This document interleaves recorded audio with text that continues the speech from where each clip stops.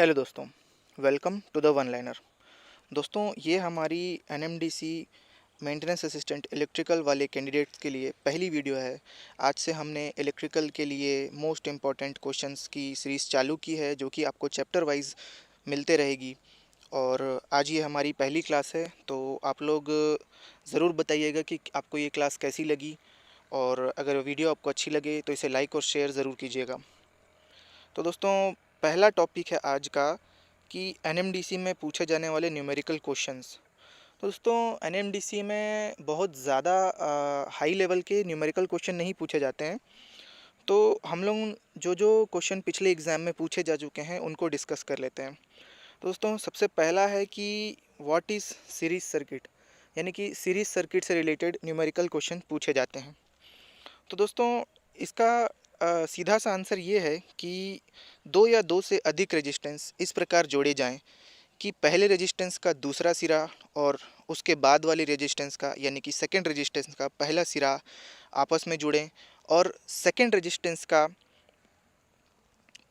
Second सिरा और third resistance का फर्स्ट सिरा आपस में जुड़ें। तो इस प्रकार ये एक सीरीज़ कनेक्शन बनाते हैं। तो दोस्तों, ये आपको इलेक्ट्रिकल के इंटरव्यू में भी काम आएंगे काफ़ी। तो ये आईटीआई वाले स्टूडेंट्स के लिए भी काफ़ी इंपॉर्टेंट है। अब आता है दोस्तों अगले की पैरेलल सर्किट कैसे कहा जाता है। तो इसका साधारण सा एक डेफिनेशन ये हो सकता है कि दो या दो से अधिक रेजिस्टेंस को इस प्रकार जोड़ा जाए कि उनके रेजिस्टेंस का पॉजिटिव साइड एक पॉइंट पर मिले तथा नेगेटिव साइड दूसरे पॉइंट पर मिले, तो इसे पैरेलल सर्किट कहा जाता है। अब दोस्तों, बात आती है कि इस पे हम क्वेश्चन किस प्रकार के पूछे जाते हैं। तो दोस्तों, इस पर क्वेश्चन सिंपल से पूछे जाते हैं। जैसे कि आप देख सकते हैं, आपके सामने एक सीरीज सर्किट का एग्जांपल है। और सबसे पहले इसका जो सीरीज सर्किट का जो फॉर्मूला होता है इक्विवेलेंट रेजिस्टेंस निकालने का या फिर टोटल रेजिस्टेंस निकालने का, तो सिंपली कुछ नहीं है। आप जितने भी रेजिस्टेंस सीरीज़ में जुड़े हुए हैं आप उनको ऐड कर दीजिए। जैसे यहाँ पर तीन रेजिस्टेंस जुड़े हुए हैं, R1, R2 और R3। तो हमने यहाँ पर फॉर्मूला लिखा रखा है कि R बराबर R1 plus R2 plus R3। उसी प्रकार दोस्तों, यहाँ पर आप पैरेलल सर्किट का एक एग्जांपल देख सकते हैं। यहाँ पर भी तीन रेजिस्टेंस जुड़े हुए हैं और तीनों रेजिस्टेंस का एक साइड पॉजिटिव पर जुड़ा हुआ है और उनका दूसरा साइड नेगेटिव पर जुड़ा हुआ है।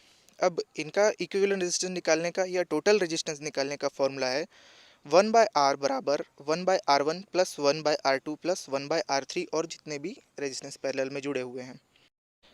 नेक्स्ट टॉपिक है दोस्तों capacitor on series and parallel circuit. तो दोस्तों, यहाँ पर आप देख सकते हैं कि कैपेसिटर जुड़े हुए हैं सीरीज़ में, तीन कैपेसिटर C1, C2 और C3। तो दोस्तों, सीरीज़ में लगे होने पर इनकी कुल कैपेसिटेंस कितनी होगी उसका फॉर्मूला आप देख सकते हैं यहाँ पर 1/C बराबर 1/C1 plus 1/C2 plus 1/C3 and so on. तो इसको हम एक उदाहरण के ज़रिए समझ लेते हैं। जैसे कि यहाँ पर मैंने एक एग्जांपल लिया है कि दो कैपेसिटर या कंडेंसर पैरेलल सीरीज़ में जुड़े हुए हैं, जिनकी कैपेसिटी है 6 माइक्रोफेरेड और 3 माइक्रोफेरेड। अब यहाँ पर हमको टोटल कैपेसिटेंस निकालना है। तो फॉर्मूले के हिसाब से 1/C बराबर 1/C1 प्लस 1/C2। अब इस फॉर्मूले में हम दोनों कैपेसिटर की वैल्यू पुट करेंगे, जो कि है 1/C बराबर 1/6 प्लस 1/3।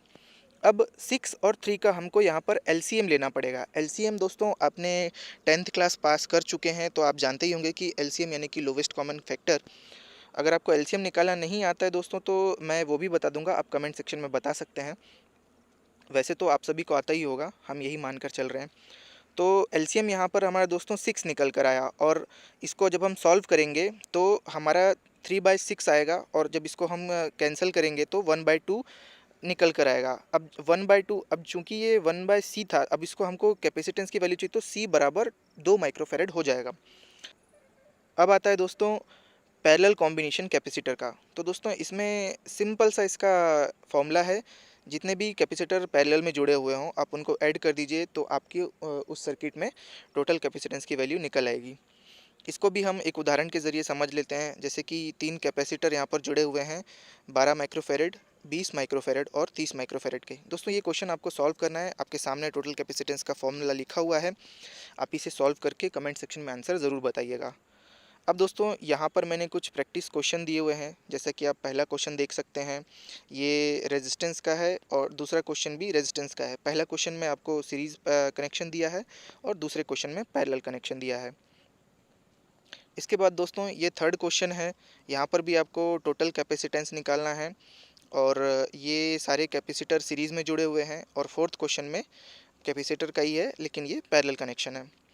अब दोस्तों नेक्स्ट टॉपिक आता है कि डीसी जनरेटर से आपको एक क्वेश्चन पूछा जा सकता है कि ईएमएफ इक्वेशन क्या है वो बताइए। तो आपके सामने ईएमएफ इक्वेशन लिखा हुआ है, जैसे कि ई बराबर 5 ZNP/60 × A और वोल्ट्स। अब दोस्तों इसमें या तो आपसे पूछा जा सकता है कि ईएमएफ इक्वेशन डीसी जनरेटर का क्या होता है, ये पूछ सकता है, या फिर आपको वैल्यू दी होंगी अलग अलग और उससे उससे आपको ईएमएफ की वैल्यू निकालनी पड़ेगी। तो दोस्तों यहाँ पर किस चीज़ को किस चीज़ से डिनोट करते हैं वो मैंने लिख दिया है, जैसे कि फॉर्मूले में Z किस को चीज़ को डिनोट कर रहा है, टोटल कंडक्टर इन आर्मेचर, यानी कि आर्मेचर में कुल चालकों की संख्या। उसी प्रकार ए डिनोट किस चीज़ को कर रहा है, number of parallel paths in armature, यानी कि पैरेलल रास्तों की संख्या आर्मेचर में। लेकिन दोस्तों यहाँ पर ध्यान दीजिएगा, आर्मेचर में पैरेलल रास्तों की संख्या डिपेंड करती है कि वाइंडिंग आपकी किस प्रकार से की गई है। सपोज़ मान लीजिए जैसे कि दो प्रकार की वाइंडिंग होती हैं, एक तो लैप वाइंडिंग होती है और दूसरी वेव वाइंडिंग। तो दोस्तों लैप वाइंडिंग के लिए कंडीशन ये है कि जितने पोल्स होते हैं उतने ही पैरेलल रास्ते आर्मेचर में होते हैं। लेकिन दोस्तों वेव वाइंडिंग में ये नहीं होता है, पोल पर डिपेंड नहीं करता है, यानी कि पोल चाहे कितने भी क्यों ना हो, लेकिन पैरेलल रास्ते वेव वाइंडिंग में दो ही होंगे। तो आपको पी की वैल्यू वाइंडिंग किस प्रकार की की है उस पर डिपेंड करेगा। तो पी बराबर नंबर ऑफ पोल्स है यहाँ पर, एन बराबर स्पीड ऑफ आर्मेचर, यानी कि आर्मेचर की घूमने की स्पीड कितनी है आरपीएम में, ई बराबर इंड्यूस्ड ईएमएफ को दो डिनोट कर रहा है, और फाई मतलब फ्लक्स प्रति पोल इन वेबर्स। तो ये सभी वैल्यू आपको एग्जामिनेशन में एग्ज़ाम के पेपर में दी होंगी, आपको बस फॉर्मूले में पुट करना है और ईएमएफ जो इंड्यूस हुआ है उसको निकालना है। आई होप दोस्तों आपको ये सेशन अच्छा लगा होगा। अब दोस्तों यहाँ पर हमने एक और उदाहरण ले लिया है, जैसे कि इंड्यूस्ड ईएमएफ, हमने अभी अभी फॉर्मूला जाना कि डीसी जनरेटर का इंड्यूस्ड ईएमएफ का फॉर्मूला क्या होता है, लेकिन अब उस चीज़ को हमें प्रैक्टिस भी करना है। तो यहाँ पर मैंने एक आपको एग्जांपल दे दिया है कि एक 4 पोल का डायनामो है, यानी कि डीसी जनरेटर है, जो कि 1000 आरपीएम पर घूम रहा है और आर्मेचर पर 75 स्लॉट हैं तथा प्रति स्लॉट 8 कंडक्टर लैप वाइंडिंग में जुड़े हुए हैं। यदि फ्लक्स प्रति पोल 0.064 वेबर्स है तो इंड्यूस्ड ईएमएफ ज्ञात कीजिए।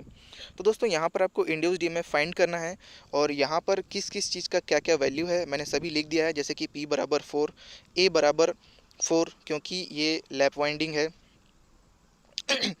और N बराबर स्पीड घूमने की आर्मेचर की आरपीएम में दी हुई है, फाई फ्लक्स प्रति पोल है, Z आर्मेचर के में कंडक्टर की संख्या, और सिंपली हमने यहाँ पर बस फॉर्मूले में वैल्यूज़ पुट की हैं और सॉल्व करने के बाद हमारे पास इंड्यूस्ड ईएमएफ की वैल्यू 640 वोल्ट्स आ रही है। आई होप दोस्तों आपको ये वीडियो अच्छी लगी होगी। अगर आपको ये वीडियो अच्छी लगी दोस्तों तो इसे लाइक और शेयर करना मत भूलिएगा, और ये इंटरव्यू और आईटी वाले कैंडिडेट्स के लिए भी काफ़ी इम्पोर्टेंट है, तो आप सभी अपने दोस्तों के साथ इसे शेयर कीजिएगा।